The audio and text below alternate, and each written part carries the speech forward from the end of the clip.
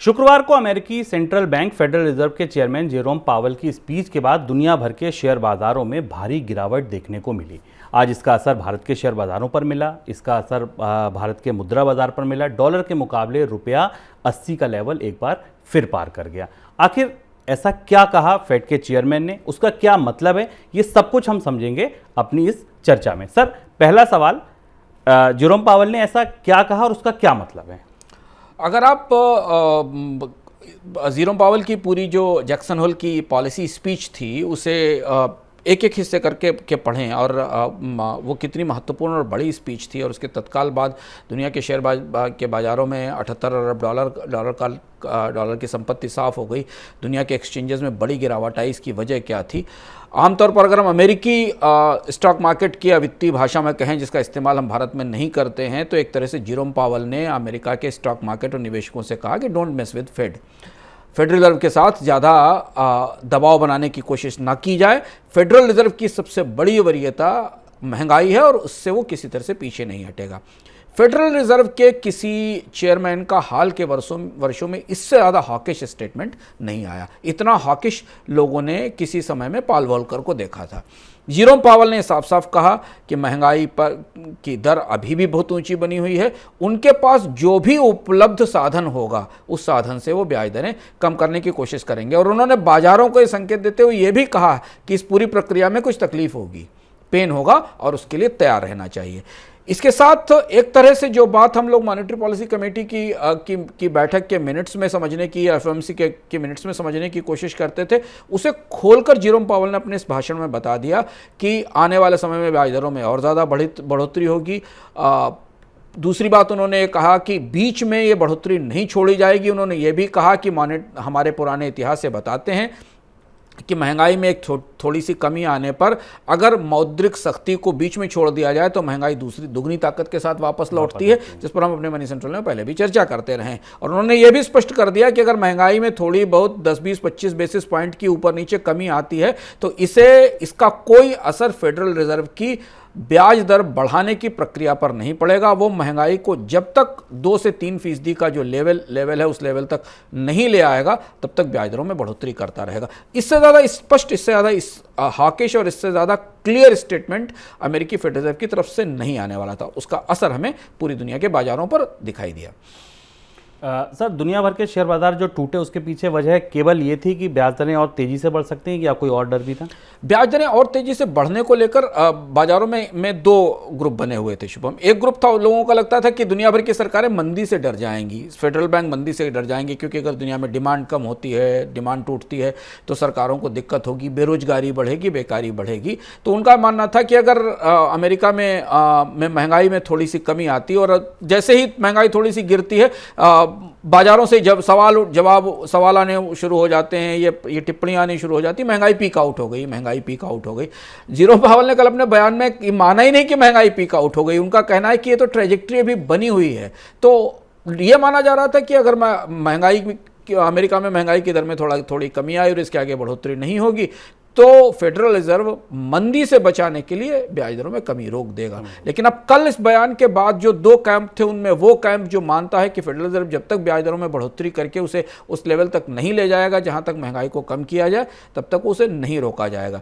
यानी एक छोटी मोटी मंदी के लिए जेरोम पावेल ने दुनिया के बाजारों को तैयार करने का संकेत कल दिया और कहा है कि उन्हें तैयार रहना पड़ेगा और उसके लिए जो दर्द और तकलीफ सहनी पड़ेगी, जो पेन होगा, उस पेन के लिए आप तैयार रहिए। तो शेयर बाजारों के पास अब इसके आगे मीडियम टर्म में कोई बड़ा संकेत नहीं। और आज भी भारत के बाजारों से भी कुछ बड़े बैंकर्स ने इस बात को संकेत दिया कि अब बाजारों में तेज करेक्शन आने वाले समय में दिखाई देगा। तो अगर आप शेयर निवेशक हैं और जेरोम पावेल की स्पीच आपने ध्यान से सुनी तो आप ध्यान रखिए कि दुनिया के शेयर बाजार अब इस बात के लिए तैयारी करेंगे कि ब्याज दरों में बढ़ोतरी होगी। और एक और महत्वपूर्ण बात यह कि जेरोम पावेल के स्टेटमेंट को केवल दुनिया के शेयर बाजारों ने नहीं, दुनिया के बाकी देशों के सेंट्रल बैंक्स ने भी ध्यान से सुना है और देखा है। चाहे वो बैंक ऑफ इंग्लैंड हो, चाहे वो यूरोप का सेंट्रल बैंक हो, या वो यूरोप के अन्य देशों के या ऑस्ट्रेलिया के बाकी देशों के सेंट्रल बैंक हो।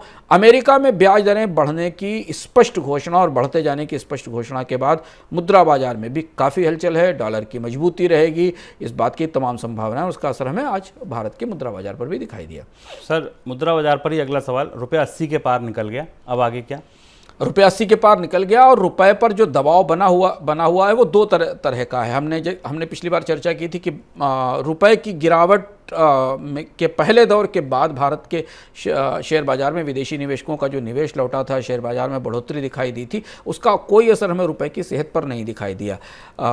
जेरोम पावेल की स्पीच के बाद डॉलर की मजबूती तो एक वजह थी ही, हमने ये भी देखा कि भारत का विदेशी मुद्रा भंडार 9 महीने की न्यूनतम स्तर पर पहुंच गया। पिछले हफ्ते जो आंकड़ा आया वो उसके बाद, और वो इसलिए हुआ क्योंकि रिजर्व बैंक ने डॉलर को 80 रुपए से नीचे रोकने के लिए बड़े पैमाने पर बाजार में स्पष्ट रूप से दखल दिया, और ये माना जा रहा है कि वो दखल ही था जिसके कारण भारत के विदेशी मुद्रा भंडार में गिरावट आई।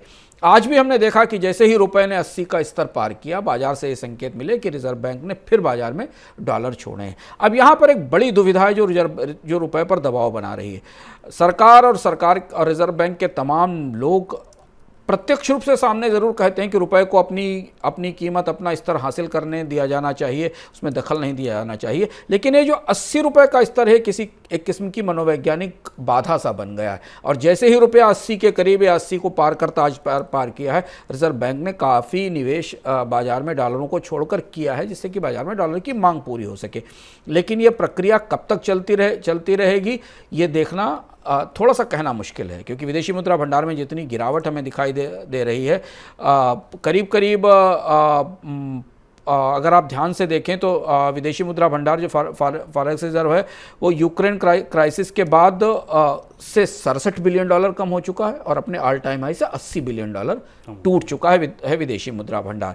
तो क्या अगर रुपए पर डॉलर की मजबूती का दबाव एक सीमा से अधिक रहा तो फिर भी 80 से ऊपर रुकने की कोशिश करेगा reserve bank?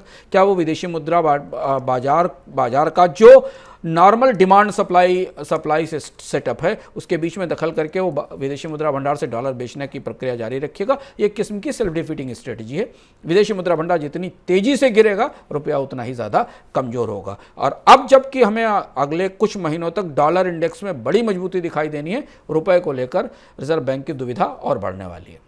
Sir, reserve bank पर ही मेरा अगला सवाल था। रिजर्व बैंक आगे करेगा क्या? जो ब्याज दरें बढ़ाने का फैसला था, कुछ ऐसी खबरें अभी 1-2 हफ्ते पहले आई थी रेटिंग एजेंसी की तरफ से कि टर्मिनल रेट 6% से नीचे रह सकती है, वो सब अलग हो गई। अब यहाँ से और तेज आगे बढ़ेंगे। हाँ, अब ये यहाँ से दूसरी बात शुरू होती है। तो रुपए पर जो जेरोम पावेल के और आने वाले समय में ब्याज दरों में बढ़ोतरी का असर है, हमने देखा कि रिजर्व बैंक ने आमतौर पर अपने रेपो रेट की बढ़ोतरी में अमेरिका के फेडरल रिजर्व को ट्रैक किया या उसके पीछे चलने की कोशिश की है।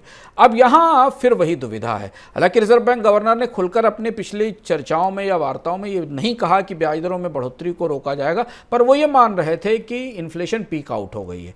पता नहीं इन्फ्लेशन पीक आउट हुई है कि नहीं हुई है। गेहूँ की कीमतों में, चावल की कीमतों में बढ़ोतरी देखी जाए, रुपये की कमजोरी के कारण आयात में बढ़ोतरी देखी जाए, अगर इन चीज़ों को देखा जाए तो अभी इन्फ्लेशन के आंकड़ों पर काफ़ी कुछ और भीतर छिपा है जो हमारे सामने आने वाला है। लेकिन यदि अमेरिका में ब्याज दरों में 1-2 और बड़ी बढ़ोतरी 50 बेसिस पॉइंट तक की आती हैं तो फिर भारतीय रिजर्व बैंक को भी ब्याज दरों में बढ़ोतरी करनी ही होगी। नहीं तो हम फिर उसी व्यवस्था में फंस जाएंगे कि अगर भारत की ब्याज दरें एक सीमा से कम रहीं तो फिर भारतीय शेयर बाजारों में निवेश की जो संभावनाएं, जो लाभ के मौके, वो भी सीमित होते जाएंगे और रुपए की कमजोरी बढ़ती जाएगी। तो रुपए को ताकत देने के लिए, रुपए को एक सीमा से अधिक न गिरने से बचाने के लिए रिजर्व बैंक को इंटरेस्ट रेट के इंस्ट्रूमेंट का या दवा का इस्तेमाल भी करना होगा। तो इसलिए आने वाले समय में ब्याज दरों में बढ़ोतरी की संभावना पूरी तरह से दिखाई देती है।